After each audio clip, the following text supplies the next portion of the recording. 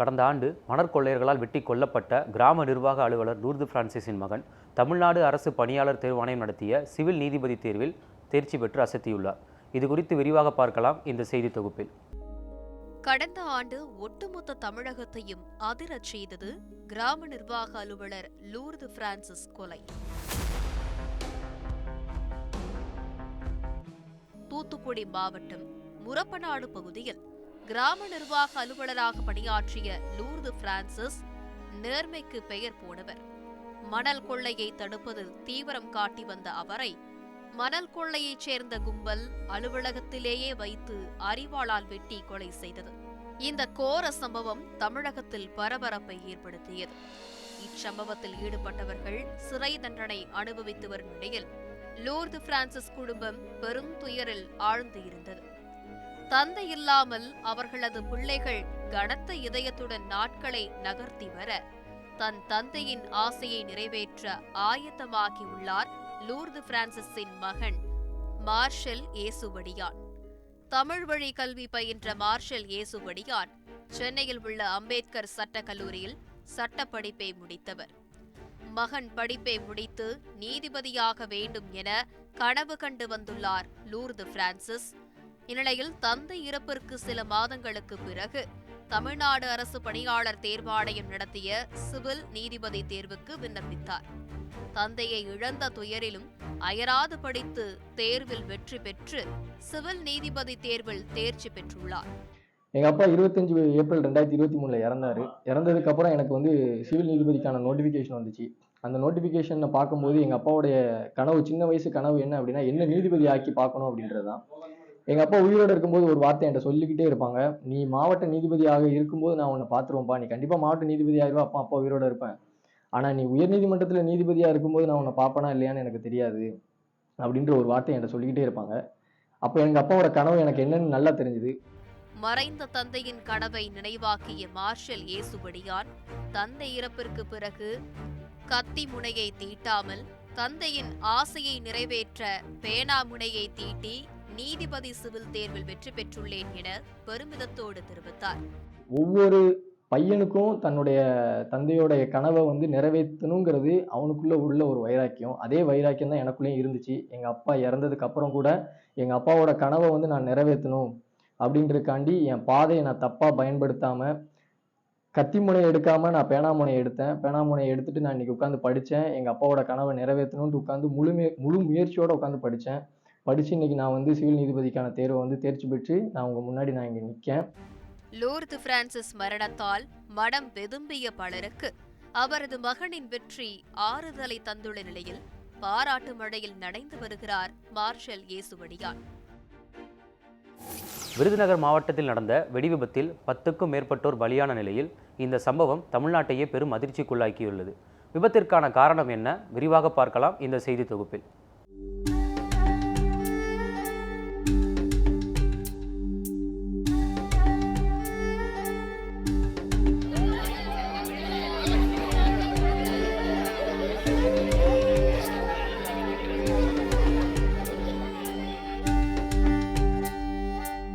தமிழ்நாட்டிற்கு இது போதாத காலம் என்றுதான் சொல்ல வேண்டும்.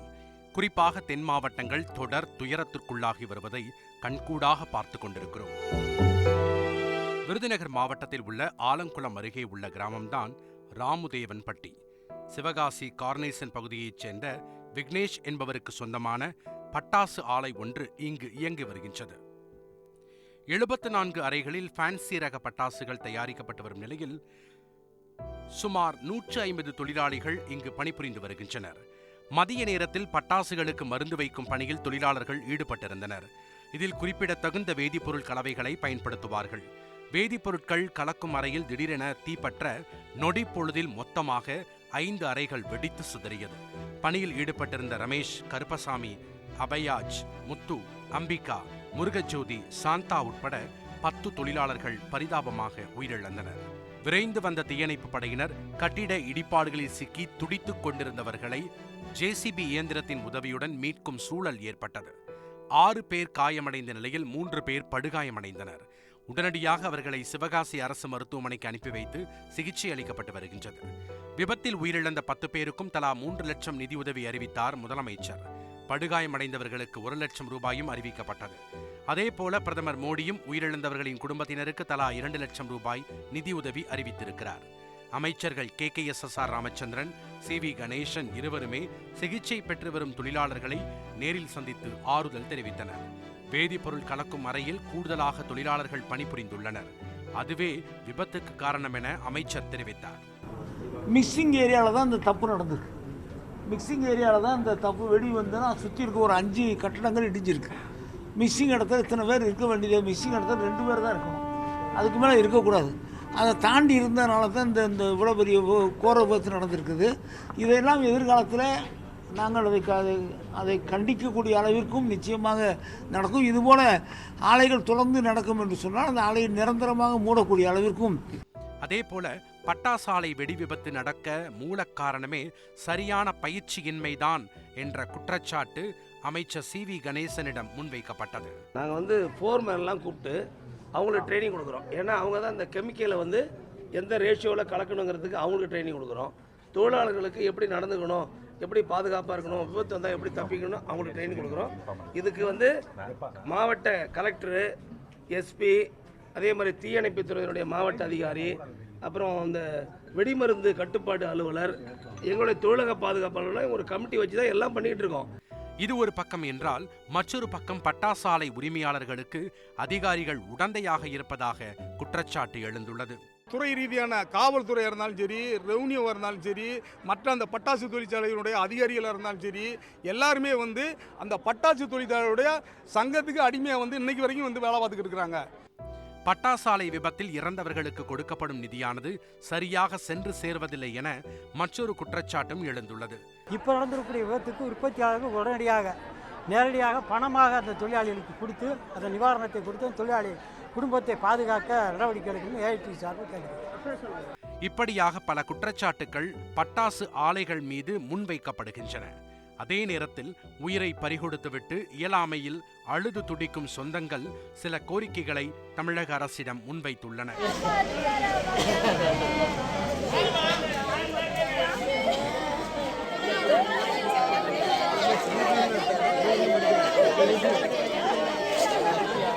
இப்போ எங்கள் வீட்டில் 2 பொம்பளை பிள்ளைங்க, ஒருத்தி காலேஜ் படித்து முடிச்சுட்டா, இன்னொரு பொண்ணு காலேஜ் படிச்சுட்டு இருக்கா. இவங்களுக்கு அரசாங்கம் என்ன செய்யும்? அந்த ஓனர் என்ன பண்ணுவாங்க? அரசாங்கம் வேலை வாங்கி தரணும். அவங்க படித்த படிப்புக்கு நீங்கள் வேலை வாங்கி கொடுத்தா போதும். பட்டாசு ஆலை உரிமையாளர்கள் அதிகாரிகள் மீதும் பல குற்றச்சாட்டுகள் அடுக்கப்பட்டுள்ள நிலையில் தமிழ்நாடு அரசு என்ன நடவடிக்கை எடுக்கும் என்பதை பொறுத்திருந்துதான் பார்க்க வேண்டும். தந்தி TV செய்திகளுக்காக செய்தியாளர் கருப்பசாமி. நாட்டின் நன்மைக்காக ரஷ்யாவில் உள்ள தம்பதிகள் அனைவரும் அதிகளவில் குழந்தைகளை பெற்றெடுக்க வேண்டும் என அந்நாட்டின் அதிபர் புதின் மீண்டும் வலியுறுத்தியுள்ளார். இது குறித்து விரிவாக பார்க்கலாம் இந்த செய்தி தொகுப்பில். உலகிலேயே மிகப்பெரிய பரப்பளவு கொண்ட நாடு ரஷ்யா. 1,70,98,242 கிலோமீட்டர் பரப்பளவு கொண்ட ரஷ்யாவில் மக்கள் தொகை 14.3 கோடியாக உள்ளது. ரஷ்யாவில் 1990களில் மக்கள் தொகை 14.8 கோடியாக இருந்த நிலையில் 2000 சரிவை நோக்கி நகர்ந்தது. கடந்த 2 தசாப்தங்களாக இந்நிலையே நீடிக்கிறது. இதற்கிடையில் கடந்த 2 வருடங்களாக ரஷ்யா உக்ரைனுடன் போரில் ஈடுபட்டுள்ள நிலையில் இறப்புகளும் அதிகரித்து வருகின்றன. யுக்ரைனுடனான போரில் 3 லட்சம் வீரர்கள் உயிரிழந்துள்ளதாகவும் பலர் காயமடைந்துள்ளதாகவும் கூறப்படுகிறது. மேலும் போருக்கு எதிர்ப்பு தெரிவித்தும் போருக்கு அழைப்பு விடுக்கப் போகிறார்கள் என்ற பயத்திலும் பலர் நாட்டை விட்டே வெளியேறி வருகின்றனர். இதே நிலை நீடித்தால் நாட்டின் வளர்ச்சி பாதிக்கும் என்பதால் ரஷ்யாவில் உள்ள தம்பதிகள் 8 குழந்தைகளை பெற்றுக்கொள்ள வேண்டும் என கடந்த டிசம்பர் மாதம் கூறியிருந்தார் அதிபர் புட்டின். ரஷ்யாவில் இதற்கு முந்தைய தலைமுறையினர் அதிக அளவில் குழந்தைகளை பெற்று வளமுடன் இருந்ததாகவும் அந்த மரபை காத்து பெரிய குடும்பங்களாக வாழ வேண்டும் எனவும் வலியுறுத்தியிருந்தார். ரஷ்யாவின் மக்கள் தொகையை காப்பதும் அதிகரிப்பதும் தான் நாட்டின் இலக்கு எனவும் கூறியிருந்தார்.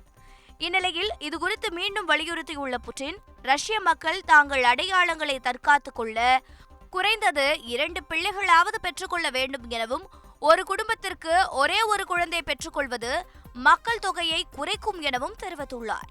யுக்ரைன் போரினால் ரஷ்ய வீரர்கள் உயிரிழந்ததை சுட்டிக்காட்டி பேசிய அவர் அதிக அளவில் மக்கள் ரஷ்யாவை விட்டு வெளியேறியுள்ளதாகவும் கூறியுள்ளார். மக்கள் தொகை அதிகரிப்பு குறித்து ரஷ்ய அதிபரின் பேச்சு சர்வதேச அளவில் கவனம் பெற்றுள்ளது. ஆந்திராவில் வருகின்ற பிப்ரவரி 20ற்குள் பாஜக யாருடன் கூட்டணி வைப்பது என்ற தகவல் உறுதியான நிலையில் இது தெற்கில் எந்த அளவுக்கு கை கொடுக்கும் என்பதை விவரிக்கிறது இந்த செய்தி தொகுப்பு. ஒரு பக்கம் காங்கிரஸ் சார்பில் தனக்கு எதிராக முன்னிறுத்தப்பட்டுள்ள தனது தங்கை ஒய்.எஸ். ஷர்மிளா, இன்னொரு புறம் சந்திரபாபு நாயுடுவின் தெலுங்கு தேசம் கட்சிக்கு சாதகமாக வெளியாகி வரும் தேர்தல் முந்தைய கருத்து கணிப்பு முடிவுகள், மறுபக்கம் தனக்கு எதிராக கூட்டணி அமைப்பது தொடர்பாக பேச்சுவார்த்தையில் ஈடுபட்டு வரும் ஜனசேனா, தெலுங்கு தேசம் மற்றும் பாஜக ஆகிய 3 கட்சிகள். இப்படி நாலாபுறமும் பெரும் நெருக்கடிக்கு ஆளாகியுள்ளது ஆளும் ஜெகன்மோகன் ரெட்டி தலைமையிலான ஒய்.எஸ்.ஆர். காங்கிரஸ் கட்சி. விரைவில் நாடாளுமன்ற தேர்தல் மற்றும் சட்டமன்ற தேர்தல் ஆகிய இரண்டையும் சந்திக்க உள்ள ஆந்திராவில் கடந்த 2019ஆம் ஆண்டு மொத்தமுள்ள 175 சட்டமன்ற தொகுதிகளில் 151 தொகுதிகளை கைப்பற்றி ஆட்சியை பிடித்த ஜெகன், சந்திரபாபு நாயுடுவின் தெலுங்கு தேசத்தை வெறும் 23 இடங்களுக்குள் சுருக்கி ஓரம் கட்டியிருந்தார். அதேபோல் நாடாளுமன்ற தேர்தலில் மொத்தமுள்ள 25 தொகுதிகளில் 22 இடங்களை ஜெகனின் ஒய்.எஸ்.ஆர். காங்கிரஸ் கட்சி வென்ற நிலையில் தெலுங்கு தேசம் கட்சியால் வெறும் 3 இடங்களை மட்டுமே கைப்பற்ற முடிந்தது. குறிப்பாக சட்டமன்ற தேர்தலில் பவன் கல்யாண் ஜனசேனா கட்சியின் என்ட்ரி அப்போது சந்திரபாபு நாயுடுவிற்கு பெரும் பின்னடைவாக அமைந்தது. 40க்கும் மேற்பட்ட சட்டமன்ற தொகுதிகளில் தெலுங்கு தேசம் கட்சியின் வெற்றிக்கு முட்டுக்கட்டாக அமைந்து வாக்குகளை ஜனசேனா கட்சி பிரித்தது பின்னரே தெரிய வந்தது. ஆனால் கடந்த சில மாதங்களுக்கு முன்பாக ஊழல் வழக்கில் சந்திரபாபு நாயுடு கைதானதும் ஜெகன் அரசின் அராஜகம் என கண்டித்த பவன் கல்யாண் சந்திரபாபு நாயுடுவுடன் கூட்டணி அமைப்பதாக அறிவித்தார். பவன் கல்யாணின் ஜனசேனா கட்சியை பொறுத்தவரை ஏற்கனவே பாஜகவுடன் கூட்டணியில் இருக்கும் கட்சி என்பதால் விரைவில் சந்திரபாபு நாயுடுவுக்கான கதவு பாஜகவில் திறக்கப்படும் என்று எதிர்பார்க்கப்பட்டது. கடந்த 2 ஆண்டுகளுக்கும் மேலாக சந்திரபாபு நாயுடு டெல்லிக்கு நடையாய் நடந்து கூட்டணி தொடர்பாக பேச்சுவார்த்தை நடத்தியும் ஏற்றுக்கொள்ளாத டெல்லி பாஜக தலைமை தற்போது கூட்டணிக்கு சம்மதம் தெரிவித்திருப்பதாக தகவல்கள் வெளியாகியுள்ளன. தொகுதி பங்கீடு உறுதியானதுடன் வருகின்ற பிப்ரவரி 20ஆம் தேதி கூட்டணி தொடர்பான முக்கிய அறிவிப்பு வெளிவரலாம் என்று தெரிகிறது. தற்போது பாஜக சந்திரபாபு நாயுடுவிடம் 6 மக்களவை தொகுதிகள் மற்றும் 20 சட்டமன்ற தொகுதிகளை கேட்பதாகவும் பவன் கல்யாண் 3 மக்களவை தொகுதிகளை கேட்பதாகவும் கூறப்படுகிறது. ஆந்திர தேர்தல் களத்தை பொறுத்தவரை ஜெகனுக்கும் சந்திரபாபுவுக்கும் இடையேதான் போட்டி என்ற நிலை அங்குள்ளது. இதனால்தான் பாஜகவுடனான சந்திரபாபு நாயுடுவின் கூட்டணியை ஜெகன் விரும்பவில்லை என்று சொல்லப்படுகிறது. அங்கு சந்திரபாபு நாயுடு மற்றும் ஜெகன் ஆகிய இருவருமே பாஜகவை பகைக்காமல் அரசியல் செய்து வருகிறார்கள். ஆனால் தற்போதைய அரசியல் நிலவரத்தின்படி கூட்டணியால் தெலுங்கு தேசம் மற்றும் பாஜக ஆகிய 2 கட்சிகளுமே பெரிதும் பயனடையும் என்று எதிர்பார்க்கப்படுகிறது. 2014ஆம் ஆண்டு ஆந்திரா பிரிக்கப்படுவதற்கு முன்பாக பாஜகவுடன் கூட்டணி அமைத்து ஆட்சியை பிடித்த சந்திரபாபு நாயுடு 2018ஆம் ஆண்டு அந்த கூட்டணியை விட்டு வெளியேறினார். ஆனால் அதன் பிறகு சந்தித்த அத்தனை தேர்தல்களிலும் சந்திரபாபு நாயுடுவுக்கு தோல்வியே மிஞ்சியது. இதனால் இம்முறை மீண்டும் சந்திரபாபு நாயுடு மற்றும் பாஜக கூட்டணி அமைந்தால் அது நிச்சயம் தேர்தலில் ஜெகன்மோகன் ரெட்டிக்கு அதிர்ச்சி அளிக்கக்கூடும் என்று கூறுகின்றனர் அரசியல் விமர்சகர்கள். அதோடு இந்த கூட்டணி மூலம் ஆந்திராவில் தனது எம்பி மற்றும் எம்எல்ஏக்களின் கணக்கை தொடங்க பாஜக முயலும். வடமாநில இளைஞர்கள் குழந்தை கடத்தலில் ஈடுபடுவது போல போலி செய்திகள் இணையத்தில் பரவி சென்னையில் பெரும் பரபரப்பை ஏற்படுத்தியது. இது முற்றிலும் வதந்தி என காவல்துறையினர் விளக்கமளித்துள்ள நிலையில் இது குறித்து விவரிக்கிறது இந்த செய்தி தொகுப்பு. வடமாநில இளைஞர்களும் புலம்பெயர் தொழிலாளர்களும் தமிழகத்தில் தாக்கப்படுவது போல் கடந்த ஆண்டு பரப்பப்பட்ட போலி வீடியோக்கள் நாடு முழுவதுமே அதிர்வலைகளை ஏற்படுத்தியிருந்தது என சொல்லலாம். இதன் முகத்திரையை கிழித்து அனைத்தும் வதந்திகள் என நிரூபிக்கப்பட்ட நிலையில் தற்போது இதே விவகாரம் வேறு ஒரு ரூபத்தில் மீண்டும் தலையெடுத்திருக்கிறது.